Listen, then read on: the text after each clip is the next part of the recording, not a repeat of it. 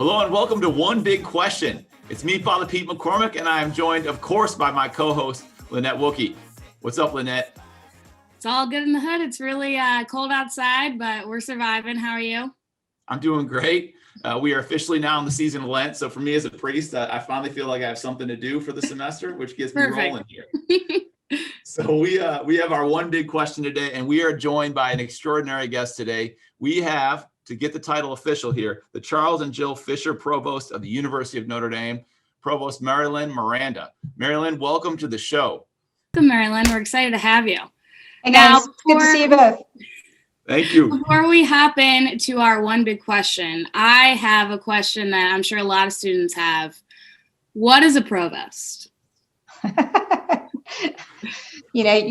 I think my husband has the same question. So the provost is the chief academic officer of the university.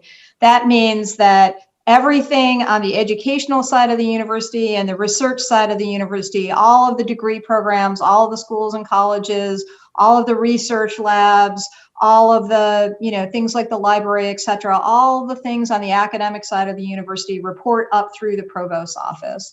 So that means that I have the responsibility, or I actually think it's the great fortune to be able to, look at all the nooks and crannies of the university, all the different places where students are learning and research is being advanced, and understand better what's going on there and try to figure out ways to advance it.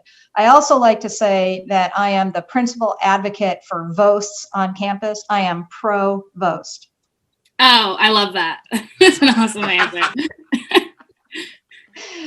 Well, you then are the perfect person to address what is our one big question this time around. And it's this: we have got a couple weeks under our belt with the new spring semester, and we wanted you to talk a little bit about perhaps what we learned about the fall semester heading into this spring semester.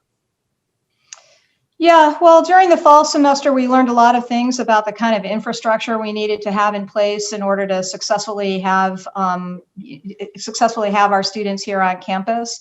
So we really ramped up our surveillance testing. We really ramped up the services and the way that quarantine and isolation were structured. We really ramped up what University Health Services was able to deliver.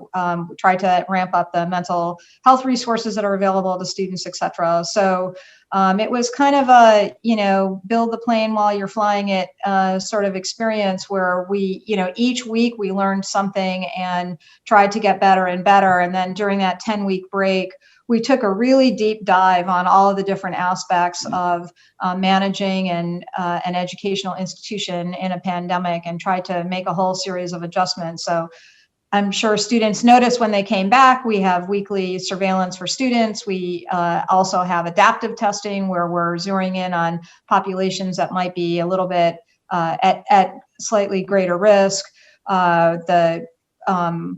The testing center has been reconfigured. The data systems that underlie everything has been reconfigured. The dashboard has been reconfigured. The way that the dining halls are operating has been reconfigured. We have lodges now. So we're understanding how difficult it is in the colder weather. We were so fortunate with the weather in the fall, but understanding how much more difficult it is with the colder weather, trying to make sure that there are still places for students to get together and be with their friends and people in their classes doing problem sets, all those sorts of things.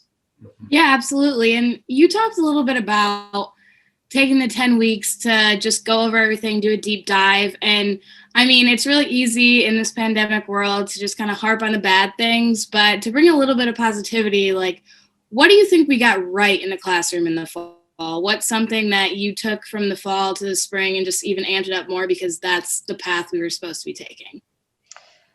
So first of all, I thought we got the infrastructure of the classrooms right. So in terms of the physical spacing, we tried to amplify the sound systems in the classrooms. We tried to put better technology in the classrooms. There are certainly improvements that could be made. I'm not saying we got every single thing 100% right, but our instincts there and the work that we did there, I thought was quite strong. But the more important thing that I think we got right is that our faculty, to me, they just they just dug really deep and tried to figure out as many creative ways as they possibly could to connect with our students to ensure that we could successfully deliver a positive education for our students. And not just learning material, but really thinking about that mind, body, and spirit formation for all of our students.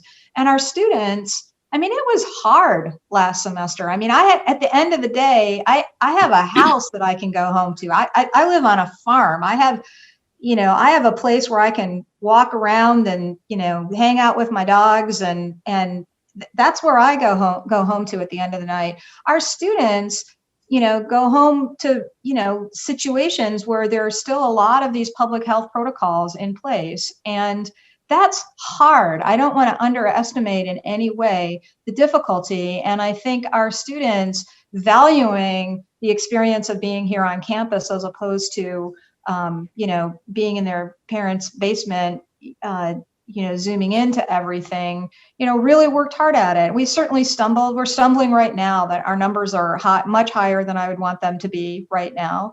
But they're working hard to make sure that they're paying attention to the public health protocols, that we're able to continue this journey together here on campus through this very, very challenging time.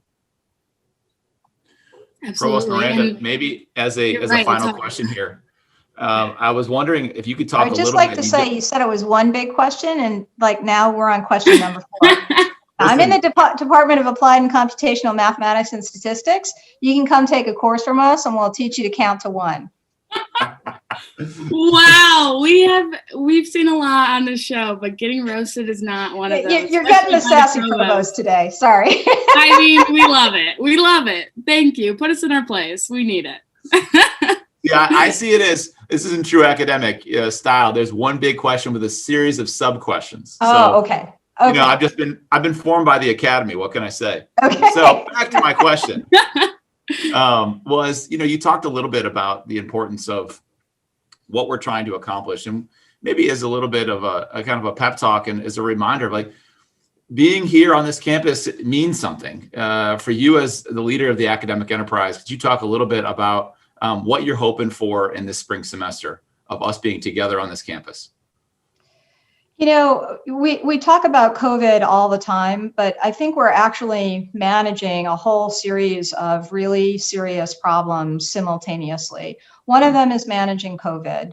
One of them is managing all of the mental health challenges that the pandemic is posing, as well as the mental health challenges that the economic dislocations that are occurring across the country are posing, sometimes very directly to our students because of implications of things happening in their families.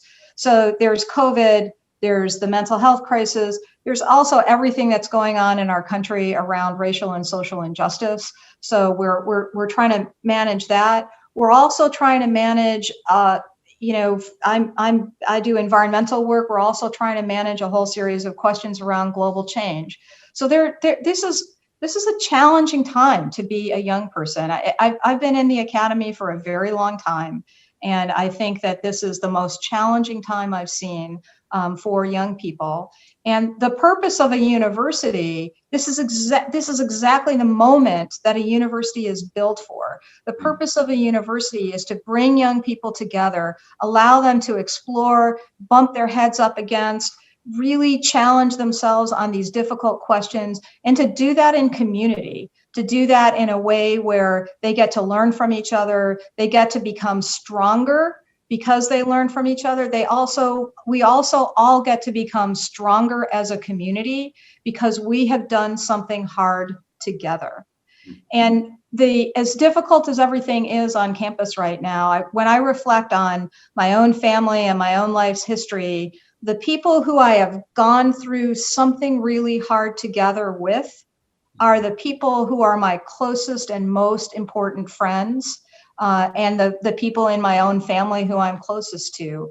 So as challenging as these days are, I would just sort of offer that it's so much better for us to be going through it together. And I'm so proud of our faculty. 86% of our classes are being offered in person this semester. And I'm so proud of our students for their willingness to engage and be here together. And I am convinced that at the end of this, we will all have become bigger, stronger, better, faster because we chose to do it together.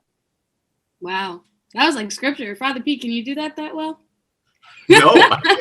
Not even gonna try. Well, Marilyn, thank you so much for being on One Big Question today. And I think it's just really important for us students to understand what the administration's doing, especially to help us in times like this. And I think you're exactly right. I wouldn't want to be anywhere else. So I'm glad that we all get to be here together. Father Pete, as always, thank you for being my co-host, and everyone else. Make sure you're checking us out on Instagram and Twitter at Notre Dame, giving us your questions because we want to hear all about what you want to hear on One Big Question. All right, that's our show. Have a good weekend. See you later, guys.